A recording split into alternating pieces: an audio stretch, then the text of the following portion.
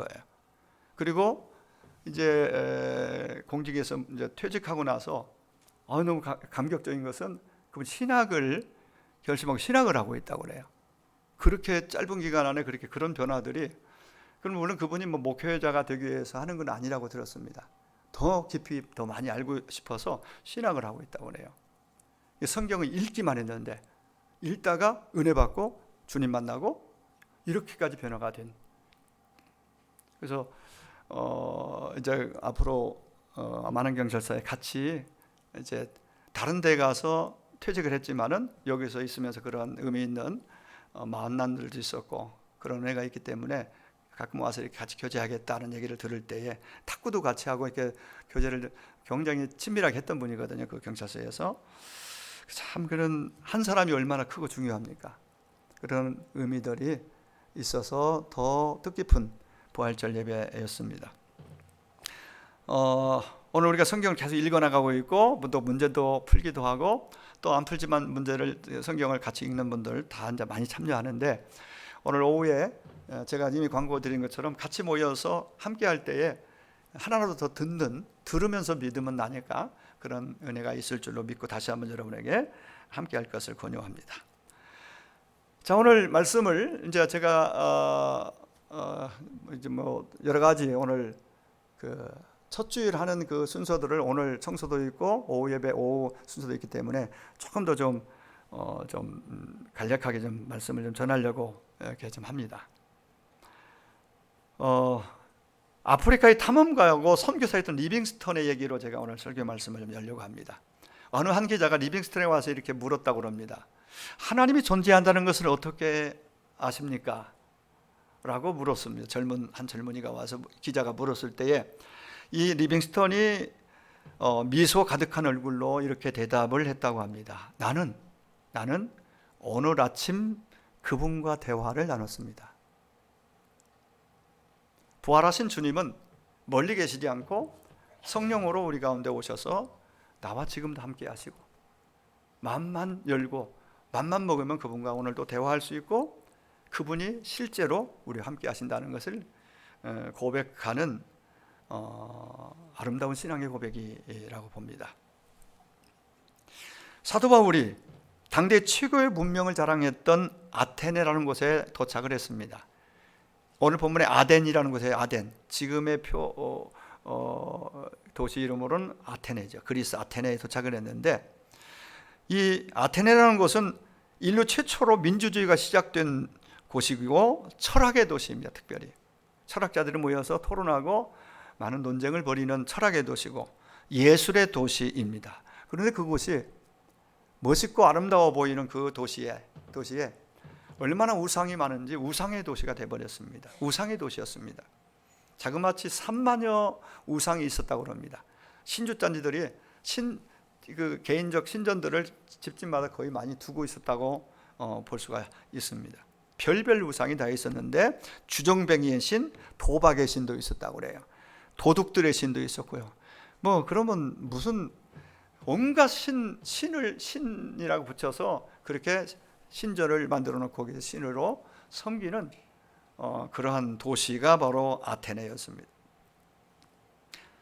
세계 각지에서 수많은 철학자들이 모여서 토론하고 변론을 하는데 그들 중에는 자기의 잘못된 사상을 막 설파하는 악의적인 사람들이 있었기 때문에 그 아테네 도시 그 당국에서는 그 사람들을 걸러내야 되겠다. 그런 사람들이 그런 공적인 그 자리에 그렇게 하지 못하도록 어떤 제재를 가하기 위해서 아레오바고의 심사처라는 것을 두고 있었는데, 바울이 이 아레오바고 법정에 서게 된 거예요. 그러니까 서고 싶어 쓴 게 아니라 그렇게 어쩌다 지금 그 법정까지 가서 그럼 네가 설파하고 있는, 네가 전하고 있는 그 교리를 한번 들어보자. 그러니까 잘못된 것인지 바른 것인지 그 많은 요즘으로 치면 학자들이 들어보겠다는 겁니다. 많은 사람들이 귀를 기울였겠죠. 거기서 그 법정에서 바울이 하나님 주신 기회가 아니겠습니까? 기회를 놓칠 리가 없죠. 그런 담대하게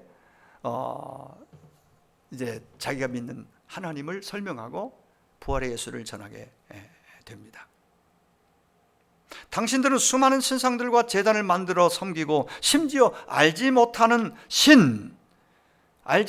신이라고 써놓고 온갖 혹시 빠져서 그 빠진 신이 분노해서 화를 주고 잘못될까 봐 그런 이름까지 붙여놓고 알지 못하는 신을 섬기는 제단까지 만들어 섬기고 있는데, 정말 여러분들이 알지 못하는 신이 누군지를 내가 말해주겠다, 알지 못하는 신이 누군지를 내가 정확하게 알려줄 테니 귀를 들으라고 말하는 거죠. 자, 그러면 아테네 사람들이 알지 못하는 신, 이것저것 다 붙여서 신이라고 섬기다가 마음에 안 들면 바꿔버리고, 다른 집을 더 복을 많이 주면 그 신으로 바꿔버리기도 하고, 그 온갖 이런 형태의 참 잡신, 우상들, 이런 것들, 진짜 신이 있다면 그가 누군가, 그걸 말하겠다는, 살아계신 한 분이신 그 하나님, 우주와 그 가운데 있는 만물을 지으신 분, 창조주, 온 땅의 주인 되신 그분, 그 하나님을 그는 주저없이 담대하게 전하게 되는데, 기가 막힌 포인트입니다. 탁월한 접근법으로 그는 거기서 그들에게 이렇게 딱 시작을 하는 걸 볼 수 있습니다. 그러니까 그 연결점이 참 중요한데, 그들이 알지 못하는 신이 있는 거 자기들도 알거든요. 그리고 종교심이 많기 때문에 온갖 우상을 다 모아서 신들을 섬기고, 다들 나름대로의 신들을, 신전을 만들어 놓고 그런 일을 하는데, 그래서 여러분 좀 종교심이 참 대단히 많습니다, 이렇게 시작하잖아요. 그러니까 비웃는 것도 아니고 일단은 인정하고 존중해 주는 거죠, 상대방을. 여러분 정말 종교심이 대단하십니다. 근데 내가 보니까 알지 못하는 신이라는 그러한 이름이 붙은 그 신전도 있던데, 제가 그걸 꼭 여러분에게 말해주고 싶습니다. 내가 그걸 여러분에게 알려주겠습니다. 그 참 신이, 여러분이 알지 못해서 지금 찾고 있는 그 신이 그렇게 적어놓고, 심지어 그렇게까지 생각하는 그 진짜 신이 바로 하나님이십니다. 하나님입니다. 그 하나님은 온 우주와 그 가운데 있는 만물을 지으셨고, 그래서 창조주가 되시고 천지 만물을 다 주관해 가시는, 다스리시는 분이십니다. 주재자이십니다. 그분이 선한 목적을 가지고 오늘 사람도 만드셨고, 선하신 뜻을 그 하나님이 이루어가고 계십니다. 하나님이 온 땅을 이끄십니다 라고 말합니다. 정말 충격적인, 그들 입장에서는 신들을 아무거나 막 수도 없이 많은 신들을 신이라고 섬겼던 그들 입장에서는 정말 굉장히 충격적인 얘기가 될 수 있겠죠. 바울은 안타까워서, 애절한 마음으로, 안타까운 마음으로 만나는 사람들에게 사실은 가는 곳마다 회당이면 회당, 시장바닥이면 시장바닥, 동네 그 어디 법정, 누구 앞에서든 두려움 없이 담대하게 문제를 제기하면서 지혜롭게 잘 상대방을 이렇게 기분 나쁘지 않게, 때로는 막 강력하게, 그러나 강력하게 그렇게 복음을 제시했어요. 우상은 신이 아니다, 사실이잖아요. 신이 아니에요. 하나님을 만나야 산다.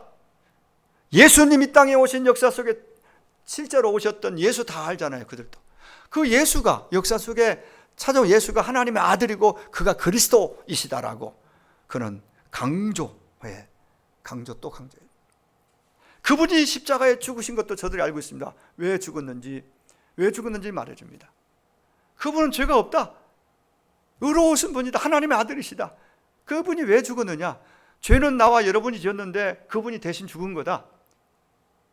그래서 죽음이 끝이 아니라 그분은 살아나셨다. 이건 죽은 건, 십자가에 죽은 건 저도 인정하는데, 들었고 모든 걸 통해서 다. 근데 부활했다는 것은, 세상에 이것은 그들 입장에 믿을 수도 없고 믿기 어려운 거잖아요. 지금도 여러분 세상 가서 물어보세요. 예수님 부활한 거 믿느냐고. 심지어 교회 다니는 분들도 예수님 부활을 제대로 믿지 않는 사람들이 많이 있어요. 통계에 보면은. 그냥 교회 다니죠. 하나님을 믿지만은, 예수를 믿지만은 부활, 또 죽으면 천국 가는 거에 대해 확신이 없는 경우도 참 많이 있어요. 너무너무 안타까워서 만나는 사람마다, 가는 곳마다 어디에서도 하나님이 나를 이곳 세우셨다고 생각하고 그는 그렇게 자기 안에 있는 예수를 말했습니다. 오늘 우리에게 그런 마음 필요하지 않을까요? 몸은 살아있고 정상적인 것 같지만은 그 안에 예수가 없으면은 사실은 지난번에 말씀드린 것처럼 죽었습니다. 죽은 자입니다. 좀 심하게 말하면 시체입니다. 살아있지만 죽은 시체와 같다고 그랬어요. 영적으로 죽은 거 아닙니까? 실제적으로 이미 하나님을 떠나 있는 상태를 정확하게 죽었다라고 말합니다. 예수 믿고 하나님께 돌아온 걸 살았다고 말합니다. 그리고 영생을 얻었다 말합니다. 영생 얻은 자가 죽어서도 그냥 그대로 하나님 나라에 가서 영생을 하는 겁니다. 영생이란 단어가 이 땅에서 우리가 복음으로 누려야 될 그러한 단어예요.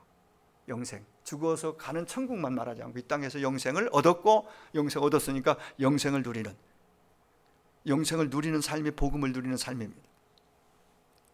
죄와 유혹을 끊고 이기는 삶입니다. 잘못된 길에서 돌이킬 수 있는 그러한 삶입니다. 복음적인 삶. 여러분, 믿지 않는 자녀나 남편이나 친구가 있는데 마음에 안타까움이 없다면 그게 정상이라고 생각할 수 있을까요? 여러분, 그들을 보면서, 믿지 않는 가족을 보면서, 이웃을, 친구를 보면서 늘 같이 식탁을 나누고 교제하고 온갖 마음의 깊은 것까지 서로 얘기 나눌 수 있는 그러한 친밀한 관계임에도 불구하고 하나님을 모른다면, 그런 자녀나 그런 누군가 친구를 보면서, 이웃을 보면서 영혼의 아픔을 경험하지 못하고 있다면 정말 그것은 내 안에 있는 믿음을 다시 한번 점검해야 될 것입니다. 주님과 정상적으로 내가 같이 동행하고 있는지, 때로는 의분을 느끼고 때로는 너무 애절함으로 안타까움 가운데서 그는 정말 가슴이 너무 아파서 법정에서도 또 시장 바닥에서도 또 어디서든지 예수를 그리스도라고 부활하셨다라고 전하거든. 우리 가정에서, 내가 속한 직장에서, 내가 산 동네에서 누군가 이 말을 해야 한다면 누가 해야 되겠습니까? 오늘 여기 있는 저와 여러분이 여러분 가정에서 또 늘 만나는 그곳에서 말해야 되지 않겠습니까? 우상은 하나님이 아닙니다. 하나님을 만나는 길이 있습니다.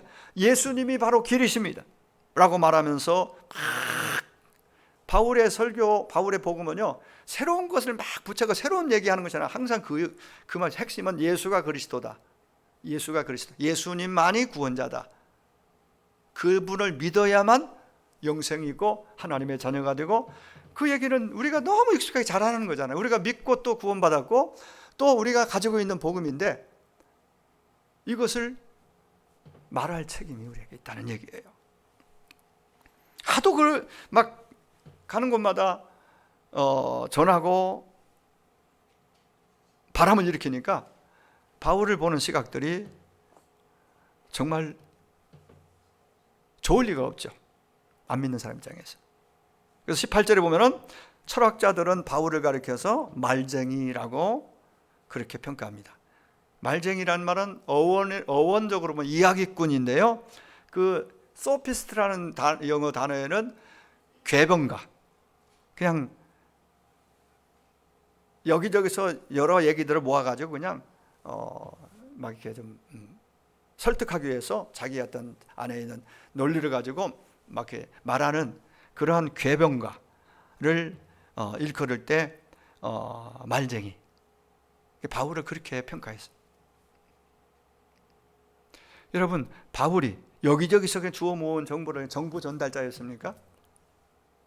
바울이 말을 얼마나 어떻게 잘했는지 모르겠는데 그 입에는, 그 말에는 정확한 메시지가 있고 정확한 복음이 있었어요, 사실. 근데 많은 군중들이 들을 때, 사람들이 들을 때, 철학자들이 들을 때 이것은 소피스트야, 그냥 궤변이야. 저건 자기들이 궤변가니까 바울도 그렇게 평가해 버린 거죠.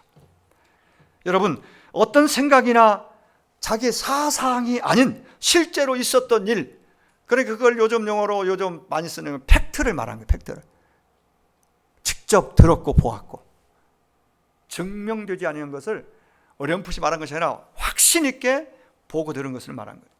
만났던 예수, 부활의 예수, 그리스도의 십자가의 죽음과 부활의 사건, 이것이 우리 기독교가 가지고 있는 생명입니다. 복음입니다.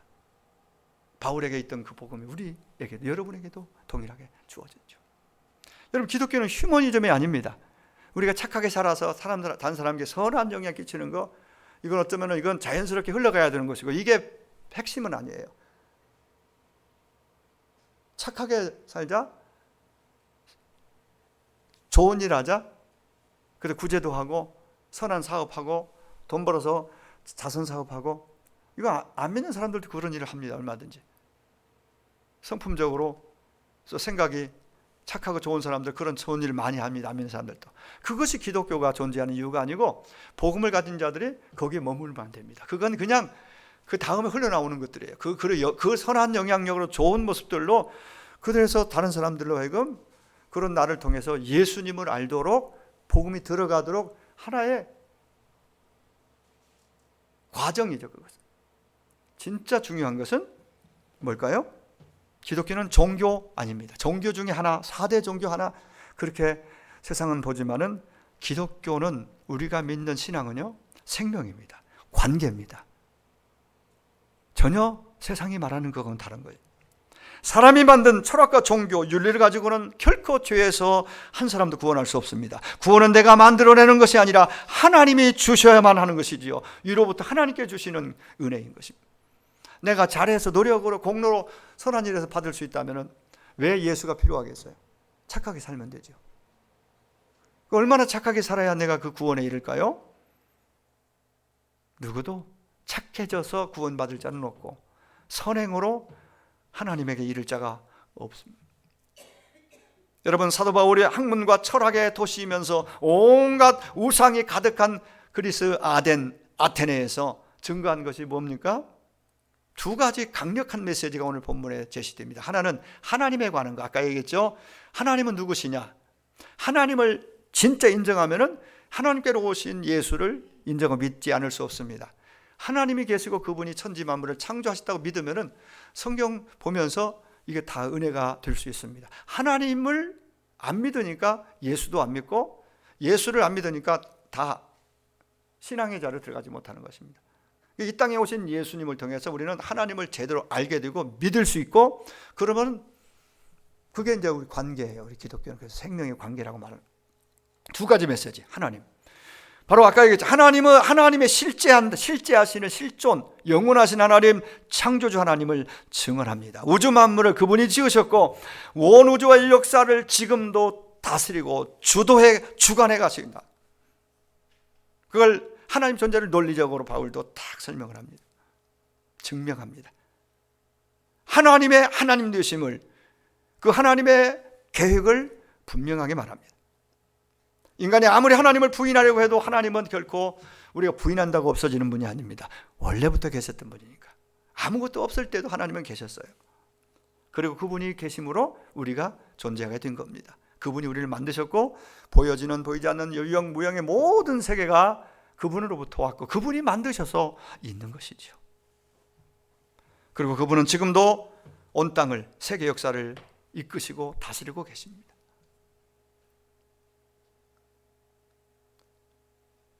또 바울은 하나님께로부터 온 자 예수, 그가 우리를 위하여, 온 인류의 죄를 위하여 죽으시고 부활하신 부활을 얘기합니다. 어느 날 갑자기 되어진 사건이 아니라 하나님의 계획 속에서 성경의 예언대로, 성경대로 예수님은 부활하셨다라고 말하고 있는 것입니다. 그러므로 예수님이 하나님께 보내신 유일한 구원자인 증거가 바로 그겁니다. 확실한 증거, 부활입니다. 그분이 하나님께로 왔다는 거, 하나님이 살아계신 분이라는 거, 이 모든 것들이 예수 부활로 증명이 되고 증거가 됐습니다. 확실한, 누구보다 뭐보다 가장 확실한 증거가 뭐냐? 증인이 뭐냐? 자기다. 바울이 예수 믿기 전에 얼마나 기독교를, 예수 믿는 사람은 싫어했고 미워했고 그래 핍박했습니까? 교회를 다 없애버리고 예수 믿는 것들 다 잡아 가두고 죽이고, 이게 바울의 목적이었습니다. 사울이었을 때. 그 사울이었을 때 바울이, 근데 그가 부활의 주님 만나고 이렇게 변했습니다. 그의 자랑스러웠던 모든 걸 다 헌식장처럼 다 내려놓고 버리고 배설물처럼 여기고 예수만이 최고 자랑이 되었고, 그래서 그의 죽으신 것 부활을 피 터져라 외치고 다니는 겁니다. 살아계신 하나님, 그리고 하나님이 보내신 자, 유일한 구원자 예수, 그분을 바울이 그렇게 전할 수 있는 것은, 목을 내놓고 전할 수 있는 것은, 매를 맞으면서도 욕을 들으면서 전할 수 있는 것은 내가 부활의 주님을 만났기 때문에, 그분은 살아계신 하나님이기 때문에 라고 말합니다.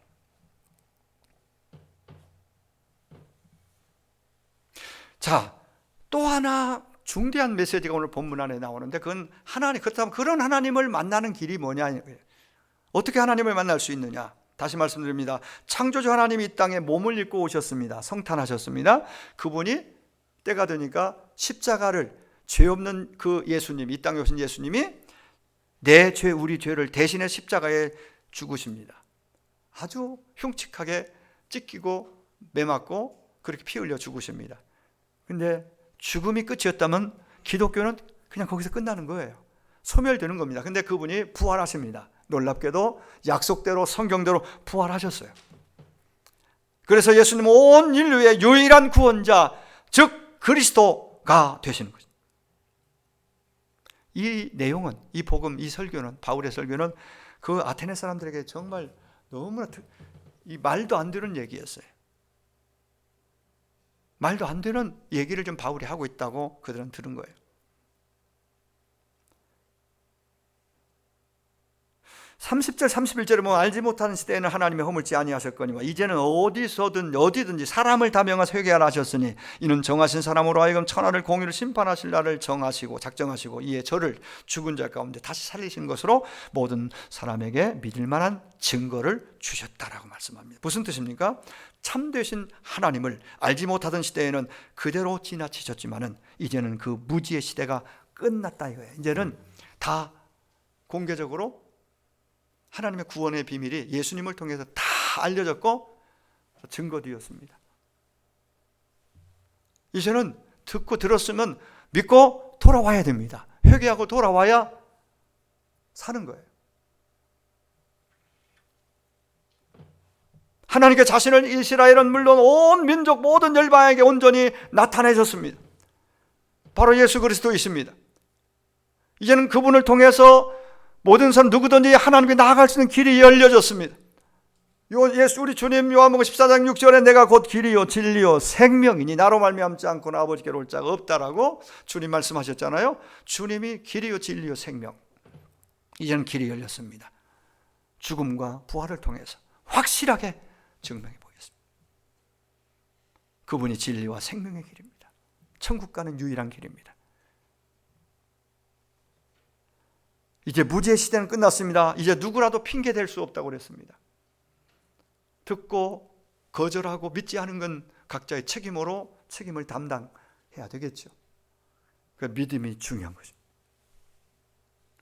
헛된 우상을 섬기던 어리석음에서 돌이키는 것은 물론이거니와 이제 내가 주인이 되어 내 마음대로 살았던 삶을 청산하고 하나님을 대적하던 모든 죄에서 빠져나와서 예수 믿고 이제는 그분이 내 안에 나의 주, 나의 왕, 나의 목자가 되셔서 나를 인도하시고 나는 그분을 믿고 따르고 이게 이제 신앙생활. 기독교는 그래 관계, 그분과 관계라고 그랬죠. 예. 이렇게 되어진 사람은 생명을 얻었고 영원한 생명이 그 안에 주어졌다라고 성경은 말하고 있는 거죠. 만약에 그리스도를 이미 전파된 그리스도를 거부하고 믿지 않는 자는 끝까지 거부하는 자는 하나님의 공의의 심판이 있다라고 엄중히 말합니다. 이게 바로 아테네 아레오바고 법정에서 바울이 선포한 복음의 가장 핵심입니다. 하나님 보이지 않으시나 살아계시며 한 분뿐이신 창조주, 천지의 주제 되신, 만민에게 생명과 호흡과 모든 것을 주셨고 지금도 주시고, 우리 모두는 그분의 은총 가운데서 그분의 긍휼하심으로 그 은혜로 살아가고 있다. 그분은 멀리 계시지 않다. 오늘 여기에 여러분 마음 문 가까이 문을 놓고 하고 계신, 우리에게 찾아오시는 하나님이며 바로 임마누엘, 예수 그리스도를 통해 우리 가운데 오셨고 우리 함께 하시는 그 하나님을 찬양하기 바랍니다. 결론입니다. 예수님이 온 인류의 죄를 위해 십자가에 죽으셨고 성경대로 부활하심으로 예수님만이 하나님이 보내신 유일한 구원자이심을 확증해 주셨습니다. 이것이 바울이 전한 복음의 골자고 핵심이며 오늘 우리가 익히 알고 있고 믿고 있는 복음입니다. 알고 있고 믿고 있고 가지고 있는 우리 입장에서 가장 중요한 일은, 중요한 책임은 그걸 누군가에게 말하는 것입니다. 입을 열어 말하는 것입니다. 심지어 듣든지 아니 듣든지 말하라고 그랬습니다. 할 수 있으면 좋은 분위기를 만들고 좋은 관계 속에 하는 게 제일 최선입니다. 관계를 만들어 놓고 좋은 분위기를 만들어. 만약에 부부가 기분이 상하고 싸우고 있는데 그런 상황에서 이번 주 교회 한 번도 안 간 남편에게 교회 가자, 예수 믿으라 그러면은 그래 그러자 그러겠어요? 정말 만찬을 베풀고 정말 최선을 다해서 섬김을 이루고 잘 관계를 가지는 가운데서 이제 정말 내 소원인데 가서 교회 가서 예배드리면 참 좋겠다, 둘도 없는 가장 큰 소원이다, 이렇게 간절히 사랑을 가지고 좋은 분위기 속에 말하는 것이 최선이고 제일 좋겠죠. 그러나 오늘 거기에 그런 분위기 최선이지만은 우리가 모든 세상 가운데 살아갈 때에 만나는 사람들에게 할 수 있는 한 최선을 다해서 그들에게 입을 열어서 예수가 그리스도이심을, 여전히 부족하지만 믿음도 약하지만은 말해야 되고, 그렇게 말할 때에 중간에 성령님이 말하는 나를 통해서 그 말을 통해서 그들의 마음을 움직이고 발걸음을 움직이기도 하고, 그 일은 그분께서 하시는 겁니다. 그러므로 이제 예수 그리스도를 참 부활하신 주님을 내 마음에 모신 자로서 주신 영생을 가지고 하루하루 살아가되 많은 사람들에게 받은 복을, 은혜를 베풀고 나누며 살아가는 우리 모두가 되기를 원합니다. 부활하신 예수님을 정말 나의 주 나의 왕으로 날마다 고백하고 그분과 동행하심으로 부활의 새 생명이 소망이 넘치시기를 바라며, 오늘 어느 무명 작가가 기록한 그 짧은 시를 제가 읽어드리면서 이제 마치겠습니다. 한번 잘 들어보시면은 제 마음에 감동이 됐던 이 내용이 여러분에게도 동일하게 임할 줄 압니다. 제가 읽어드리겠습니다. 예수 부활 내 부활이라는 제목으로 나온 시인데요.